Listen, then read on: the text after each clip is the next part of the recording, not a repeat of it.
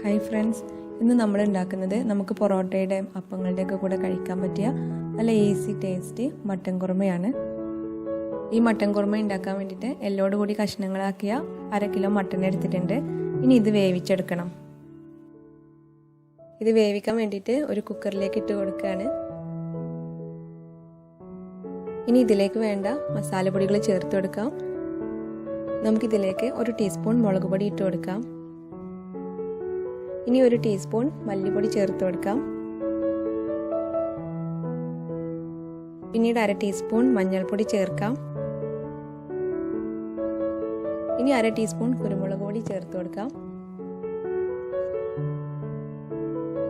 ഇനി വേണ്ടത് ഗരം മസാലയാണ്, അതും 1/2 ടീസ്പൂൺ ചേർത്ത് കൊടുക്കാം. ഇനി ഇതിലേക്ക് ആവശ്യത്തിനുള്ള ഉപ്പ് ചേർക്കാം. ഇനി 1/2 കപ്പ് തൈര് കൂടി ചേർക്കാം. ഇനി എല്ലാം കൂടി നന്നായിട്ട് മിക്സ് ചെയ്യാം. ഇനി ഇതിലേക്ക് വെള്ളമൊന്നും ചേർക്കേണ്ട ആവശ്യമില്ല.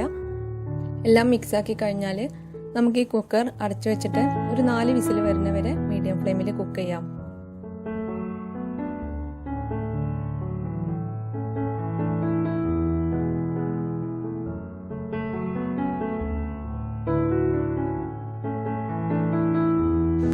മട്ടൻ നന്നായിട്ട് കുക്കായിട്ടുണ്ട്.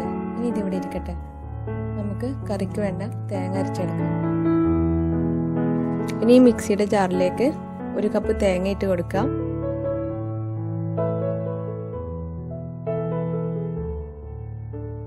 പിന്നെ ഇതിലേക്ക് കുറച്ച് മല്ലിയില ഇട്ട് കൊടുക്കാം. പിന്നെ ഒരു 12 അണ്ടിപ്പരിപ്പും കൂടി ഇട്ട് കൊടുക്കാം.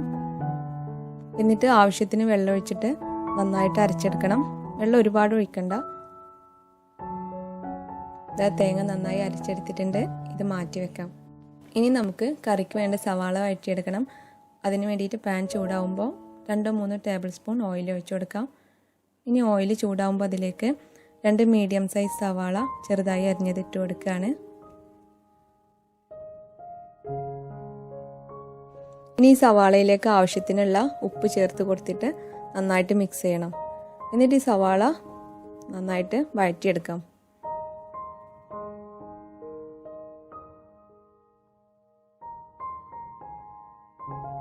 ഇപ്പോൾ സവാള നന്നായിട്ട് വഴറ്റിയിട്ടുണ്ട്. ഇനി ഇതിലേക്ക് 1 table spoon ginger garlic paste ചേർത്ത് കൊടുക്കുക. എന്നിട്ട് ഇതിൻ്റെ പച്ചമണമൊക്കെ ഒന്ന് മാറുന്ന വരെ വഴറ്റിയെടുക്കാം. ഇപ്പോൾ ജിഞ്ചർ ഗാർലിക് പേസ്റ്റിൻ്റെ പച്ചമണമൊക്കെ ഒന്ന് മാറിയിട്ടുണ്ട്. ഇനി ഇതിലേക്ക് നമ്മൾ വേവിച്ച് വെച്ചിട്ടുള്ള മട്ടൻ ചേർത്ത് കൊടുക്കുക.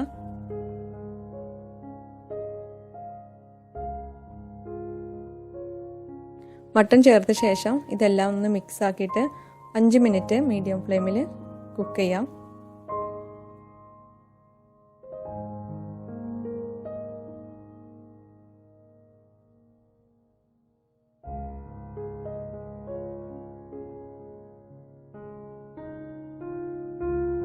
ഇനി നമ്മൾ അരച്ചു വെച്ചിട്ടുള്ള തേങ്ങ ചേർത്ത് കൊടുക്കാം.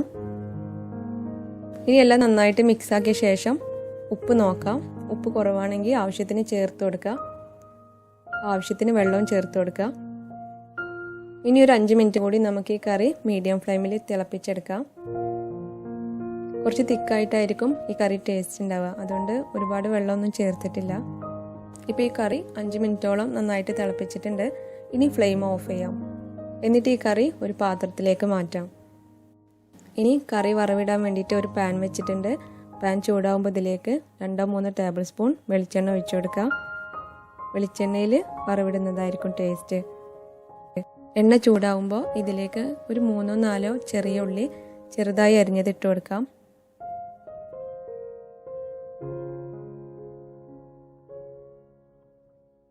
ഫ്രൈ ആയി ലൈറ്റ് ഗോൾഡൻ കളറായി വന്നാൽ നമുക്ക് കറിയിലേക്ക് ഒഴിച്ചു കൊടുക്കാം.